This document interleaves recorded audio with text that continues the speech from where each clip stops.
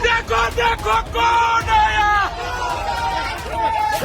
के ऊपर वो एनएसए लगाने का काम इसलिए किया है क्योंकि उन्होंने काले कारनामों को उजागर करने का काम किया। मनीष कश्यप दहाड़ रहा है और उसके चेहरे की मुस्कान बता रहा है कि वो शेर टूटा नहीं है, वो शेर दहाड़ रहा है। यहाँ भी साजिश देखिए कि वहाँ से उनको पटना बेउर जेल लाया गया है और वो भी काफ़ी परेशानियों के बाद यहाँ पे रखा गया है। तो कहीं ना कहीं ये साजिशें हैं। तो मैं बस उनको इतना ही कहूँगी कि तुम बहुत बहुत पानी के अंदर अभी चले गए हो, इसलिए चले गए हो क्योंकि जब वो स्टेशन पे जब वो उतरे हैं तो फूलों की बारिश से और भगवान की बारिश से गवाह थी कि वो स्वच्छ और एक ईमानदार पत्रकार था है और देशभक्ति का बेटा, देशभक्त का बेटा, एक आर्मी का बेटा, एक स्वच्छ पत्रकार था। एक बहन है जो अपने मुंह बोले भाई मनीष कश्यप के लिए दिन रात ये दुआ कर रही है कि कब उसका निर्दोष भाई मनीष जेल की सलाखों के पीछे से बाहर आएगा। वे राखी लेकर घूम रही है कि ना जाने किस दिन वो खुशनुमा खबर मिल जाए कि उसका भाई उसके पास आ रहा है।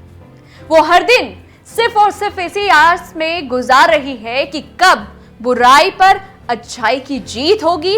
वो हर दिन इसी इंतजार में है कि कब उसके भाई के साथ हुई ना इंसाफी पर इंसाफ होगा। ये तो बस एक बहन है, ऐसी और ना जाने कितनी हजार बहनें हैं जो पूरे देश से अपने भाई मनीष कश्यप को राखी बांधने बिहार पहुंच रही हैं।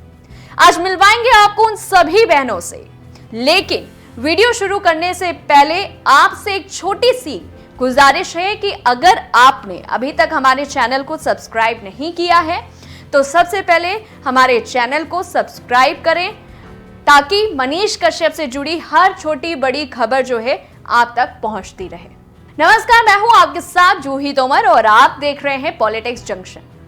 जैसा कि आप जानते ही हैं कि सन ऑफ बिहार मनीष कश्यप अब तमिलनाडु से बिहार आ चुके हैं और राजधानी पटना के सिविल कोर्ट ने ये बात अब साफ कर दी है कि मनीष को अब उनके खुद के राज्य बिहार में ही रखा जाएगा। ऐसे में जब हमारी टीम कोर्ट पहुंची तो हमारी मुलाकात मनीष कश्यप की मुंह बोली बहन प्रियंका झा से हुई, जो कई महीने बाद अपने भाई से मिली थी।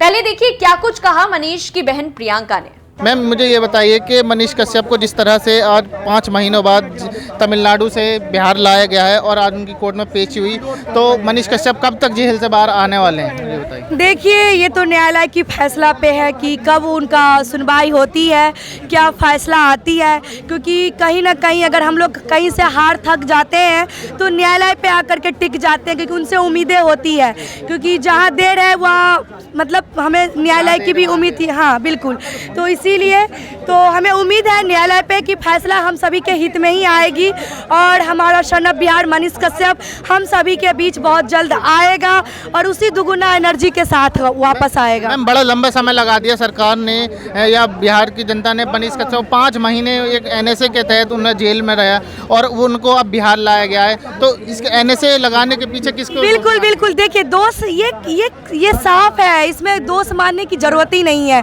देखिए, जाहिर सी बात है कि आप कुछ गलत करेंगे, आपकी चीज़ों को हम दिखाने का काम करेंगे। जो समाज हित में गलत हो रहा है आप गलत कर रहे हैं, समाज की न्याय, समाज के अधिकार को आप हनन कर रहे हैं, उनका अधिकार छीन रहे हैं। तो जाहिर सी बात है जो पत्रकार का काम है पत्रकार करेगा ही करेगा उजागर।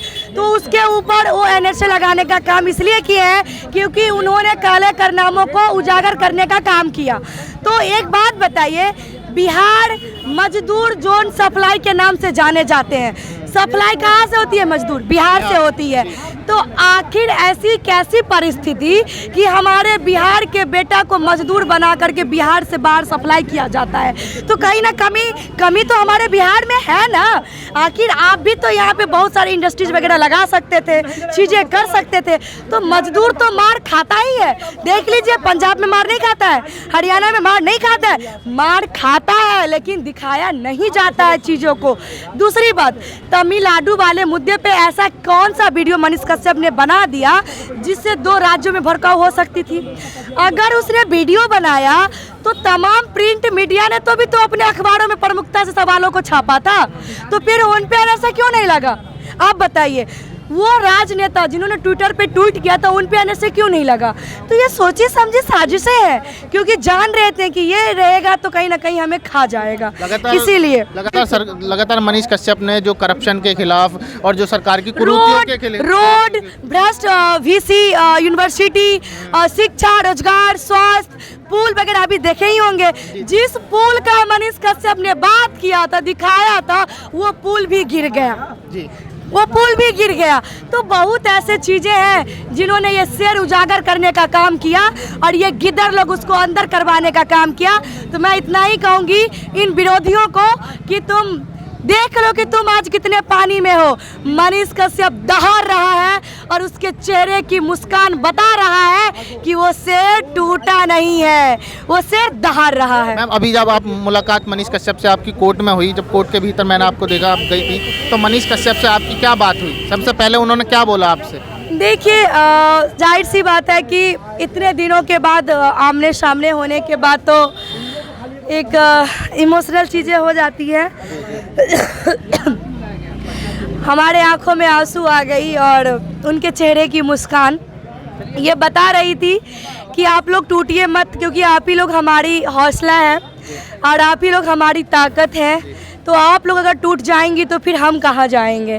तो इसीलिए उनकी चेहरे की मुस्कान ये गवाह है कि वो हमारा शेर दहाड़ रहा है। कोर्ट रूम में लगातार ये बात चल रही थी कि मनीष कश्यप को या तमिलनाडु भेजा जाएगा या बिहार में रखा जाएगा, तो इसको लेकर क्या अभी स्थिति बनी हुई है? देखिए बेतिया कोर्ट की फैसला आ चुकी थी कल, जो 14 दिन तक अभी मनीष कश्यप को फिलहाल बिहार में ही रखा जाए, क्योंकि कुर्की जब्ती वारंट इशू हुई है बेतिया कोर्ट से, अरेस्टिंग वारंट इशू हुई है बेतिया कोर्ट से, तो मुजरिम हुई है बेतिया कोर्ट के।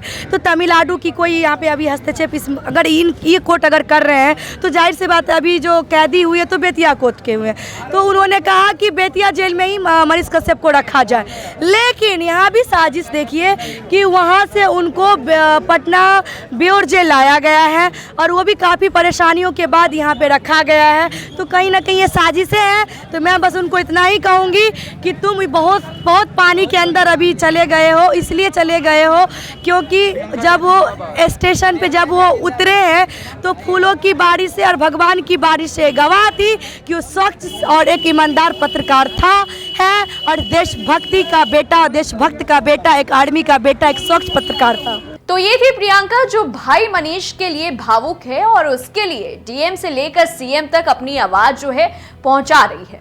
लेकिन आपको क्या लगता है, son of Bihar Manish Kashyap jail से कब तक बाहर आएंगे? हमें कमेंट करके जरूर बताएं और इसी तरह की तमाम बड़ी खबरों से जुड़े रहने के लिए, हमारी वीडियोस को देखने के लिए हमारे चैनल को सब्सक्राइब करें और हमारी फैमिली का हिस्सा बने। ऐसी तमाम बड़ी खबरों से जुड़े रहने के लिए देखते रहिए पॉलिटिक्स जंक्शन और हाँ, इसे सब्सक्राइब करना ना भूलें।